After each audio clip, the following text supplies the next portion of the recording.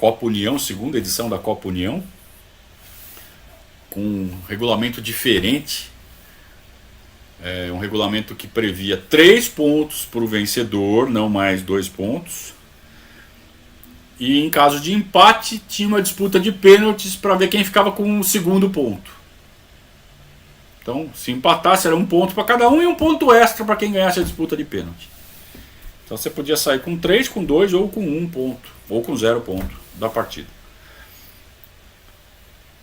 E aí, não, vamos trazer os reforços. Sobe um menino da base chamado André. Quem? André da base. Atacante, bom. Mas também não fica só nisso, né? A lateral direita, o Palmeiras, depois de não ter dado certo lá com o uruguaio, com o César Pereira, o Palmeiras traz o Zanata do Bahia. Coitado do Zanata, né? Saiu do Bahia e veio pro Palmeiras justo em 88. Contrata um ponta do Uberaba chamado Silvio, que foi curioso. Esse cara não jogou mal, viu? Esse cara até que jogou bem, mas não deu muito certo, né? Ninguém lembra desse Silvio, né, de 88, ou pouca gente vai se lembrar.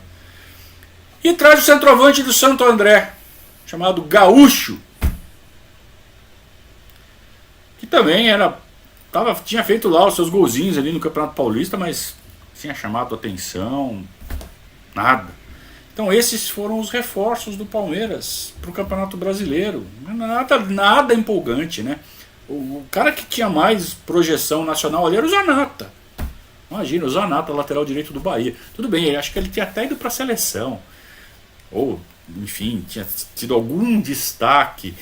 Mas era o Zanata, só o Zanata. Esse era o plano da diretoria do Palmeiras para reforçar o time para o seu Enio Andrade no Campeonato Brasileiro. O Palmeiras fez 3 amistosos em 87, né? Aí deu aquela briga de módulo amarelo, módulo verde, né? Tá bom, tem 24 agora. Não me pergunte por quê e como, também não fui atrás, não interessa. Eu sei que tem 2 grupos de 12, os 2 melhores de cada turno. Então você joga dentro do turno, não, você joga todos contra todos, 23 jogos. Só que primeiro você joga dentro do próprio grupo, é o primeiro turno. Os 2 melhores avançam. Aí depois você joga só contra o outro grupo, zera tudo, os 2 melhores avançam. Então você tem 2 melhores de cada grupo em 2 turnos. Você tem 8 classificados para fazer um mata-mata a partir de quartas de final. Então seu objetivo é ficar entre os 2 melhores num grupo de 12, ou no primeiro ou no segundo turno. E se ganhar os 2 turnos é campeão? Não, porque você é campeão de um grupo só. E tem o do outro grupo. Então isso aconteceu com o Vasco. O Vasco ganhou o grupo do Palmeiras, ganhou o primeiro e ganhou o segundo. Permitiu que o time com mais pontos no acumulado abriu uma vaga, que foi o Bahia. O Bahia acabou avançando para o mata-mata. Por que foi o Vasco, foi o Bahia e não foi o Palmeiras? Porque o Palmeiras fez uma campanha ridícula. E aí que a gente fala, né? Não incomodava ninguém, cara. Sabe? E jogar com o Palmeiras era aquela... Quem jogava contra o Palmeiras era aquela expectativa de ganhar 3 pontos. Não, jogo com o Palmeiras é jogo para 3 pontos. O Palmeiras não ia pro jogo, você falava assim, puta, nós vamos ganhar. Falava assim, puta, tomara que a gente não perca. Olha que pensamento de time pequeno, cara, mas era assim, em 88 era assim. Era muito difícil você ir pro jogo e falar assim, não, vamos ganhar esse jogo. Era só contra time menor ainda. Então quando você jogava contra o Criciúma, mas você ia pro jogo achando que ia ganhar. Quando você jogava contra o Goiás, contra o Vitória, tá bom. Você se permitia sonhar com a vitória. Pô, vou jogar com o Santos, tomara que não perca. Vou jogar com o Fluminense. Tomara que não perca. Era isso, cara. Era isso. As perspectivas do Palmeiras eram essas. Então o Palmeiras, sabe de quem o Palmeiras ganhou? Nesses 23 jogos, o Palmeiras ganhou do Santa Cruz, ganhou do Criciúma, ganhou derby. É isso que eu falo, década de 80 tinha isso. Era ruim, era fraco, mas na hora do derby ganhava. Perdia também, mas não era saco de pancada em derby, como a falta de força do time sugeria. Chegava em derby, o time se agigantava. Então o Palmeiras ganhou um derby no primeiro turno da Copa União, 2-0. Gol do Silvio, esse Silvio, que foi contratado do Beraba, e um gol do Gaúcho. Mas né, ganhou do Cruzeiro, o Cruzeiro também numa draga. Ganhou do Goiás, ganhou do Vitória e ganhou 2-1 do Inter de Porto Alegre em casa. O resto perdeu do Vasco, perdeu do Guarani, perdeu do Grêmio, perdeu do Bahia, perdeu do Coritiba em casa, perdeu do América do Rio, perdeu do Sport, perdeu da Portuguesa, perdeu do Atlético Mineiro, só perdia. Então é claro que não se classificou. Então teve o primeiro turno. O Palmeiras ficou em penúltimo lugar do grupo, tinha 12. O Palmeiras ficou em 11º. Aí fala assim, não, zerou. Zero turno. Vamos pro segundo turno, vamos ganhar esse segundo turno. Você começa o segundo turno com 5 jogos, 3 empates e 2 derrotas. Faltam ainda 6 jogos para acabar o ano. 6 jogos para acabar o ano. Faltam 6 jogos, você já está eliminado. Porque só classifica o campeão. Você já fez 5 jogos e não ganhou nenhum. Que fraco. Aí o Palmeiras até dá uma arrancadinha no final, né? Ganha do Goiás, ganha do Inter, ganha do Vitória, mas... trouxe um reforço nessa reta final para dar um gás. Não, agora vamos acertar o time. O grande Bandeira, meio campista, camisa 10, Bandeira do Náutico, do Náutico. Já veio o Jorge Mendonça, já veio...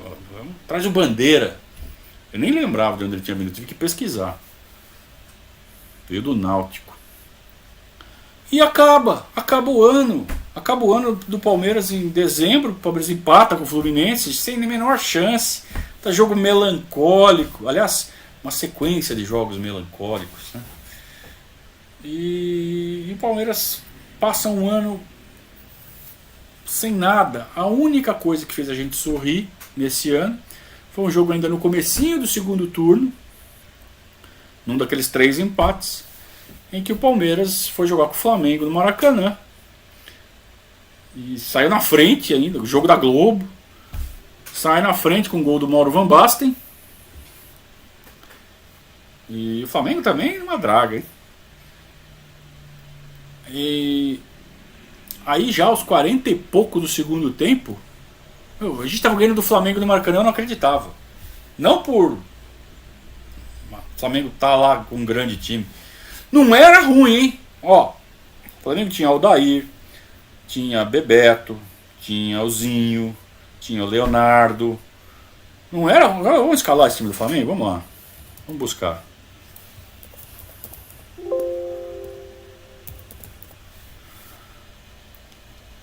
Flamengo, Zé Carlos, Xande, Aldair, Dario Pereira e Leonardo. A defesa boa, né? Tirando esse Xande, Aldair, Dario Pereira e Leonardo. Delacir, Ailton e Zico. Sérgio Araújo, que era bom, ponta direita, que veio do Atlético Mineiro. Bebeto e Zinho. É um bom time. Não estava engrenado, né? Não tinha feito lá grande campanha. Mas o time era bom. E o Palmeiras ganhando de 1-0, segurando ali 15 mil pessoas no Maracanã. Era um jogo que... Palmeiras e Flamengo e tal, mas... Sabe? Mas a gente estava ganhando do Flamengo. A gente não ganhava de ninguém. Estamos ganhando do Flamengo no Maracanã, pra Globo, o Brasil inteiro. Era legal, dava orgulho. Só que aí no lance lá, aos 40 e tanto do segundo tempo, uma bola viva ali na área, o Zete sai para rachar, ele racha com o Bebeto e quebra a canela, quebra a perna. Fratura no goleiro, aos 40 e tanto do segundo tempo. E já tinha feito as substituições, não podia mais mexer, na época só podia mexer 2 vezes. E já tinha mexido. E falta 2, 3 minutos, cara. Vai o Gaúcho pro gol. O centroavante Gaúcho, aquele que tinha vindo do Santo André. E ele ainda não tinha desatado a fazer gol como ele acabou fazendo em 89. Em 88 ele fazia um ou outro golzinho, tinha feito um gol no derby e tal. Mas não era aquele matador ainda que ele veio a ser no ano seguinte. Vai o Gaúcho pro gol.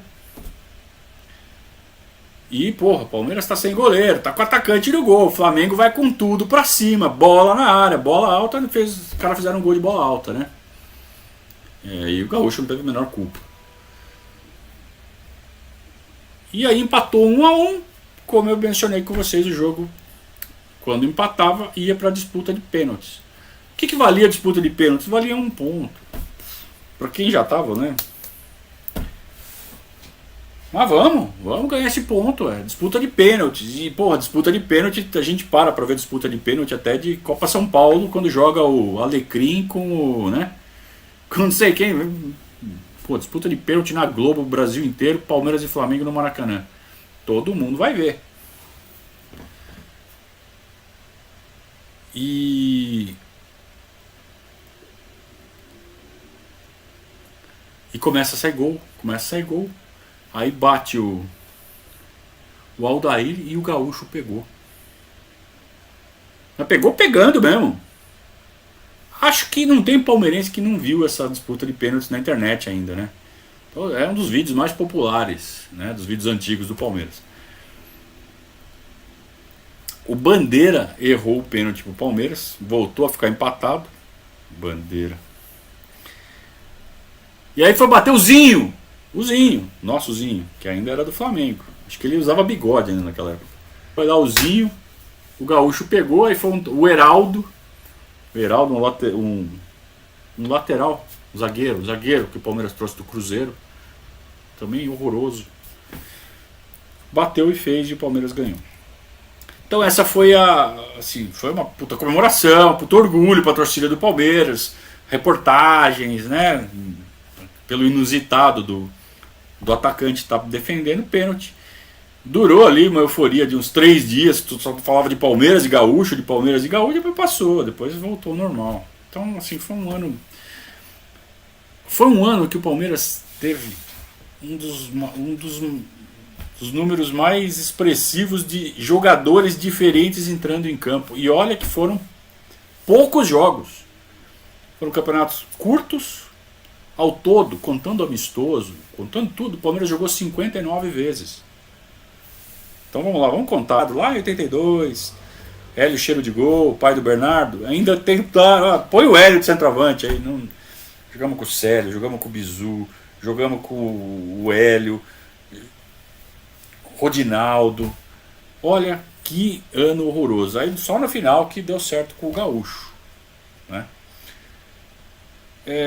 E o Mané, lembra do Mané também, pontinha esquerda? Mesma coisa. Começou, veio da base, estreou, jogou, fez alguns jogos, né, nos anos anteriores, prestado.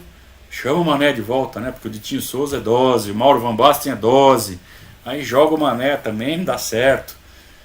Olha que ano triste, que ano que nada dá certo.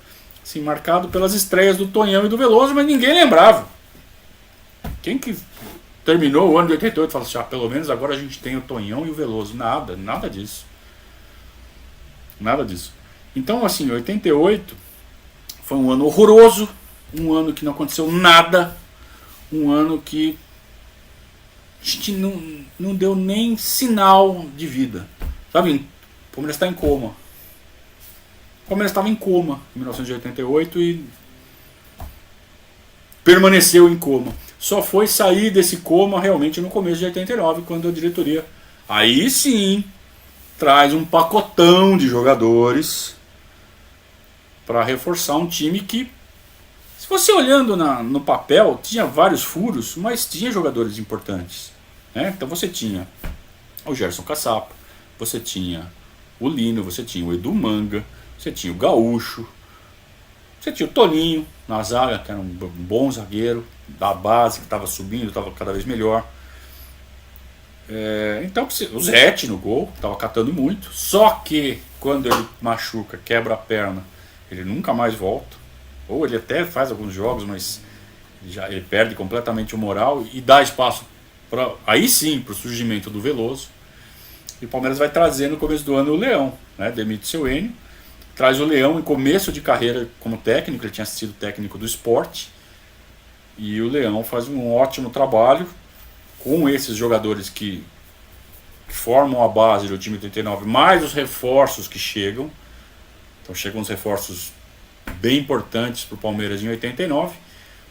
E o time dá um encaixe, dá uma liga interessante, faz uma bela campanha. Então, quer dizer, é aquilo, né? Aquela montanha russa que a gente viveu na década de 80. Parecia que ia chegar, de repente entrava em coma, aí saía do coma, parecia que ia chegar de novo. A única coisa que não mudava nunca era o final.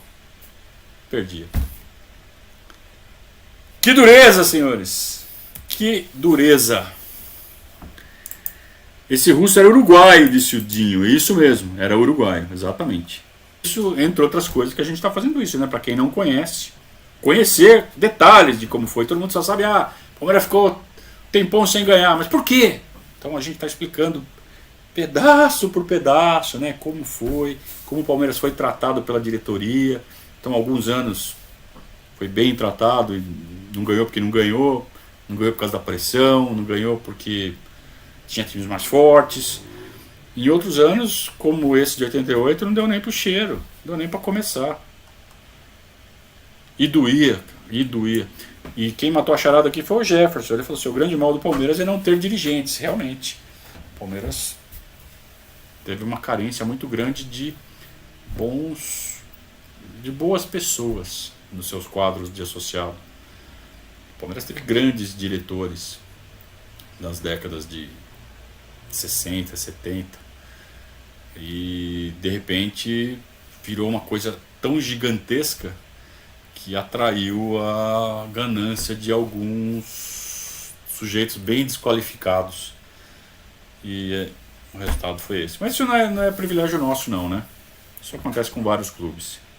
O de 81, aquele do começo de 82. O do começo de 82 foi o pior. Pior. Esse de 88, ele era medíocre. Ele não dava perspectiva de ganhar nada. Mas também não era time para ser rebaixado, não era time para ficar em último. Se bem que ficou em penúltimo, né, num dos turnos. Mas tinha bons jogadores. O time de 82, cara, coitado, só tinha o Luiz Pereira e o Jorginho. Coitados deles. Tinha o Enéas também, que estava machucado, mas naquele começo de 82, aquele time que jogou a taça de prata de 82 foi o pior. Acho que não tem time pior do que aquele.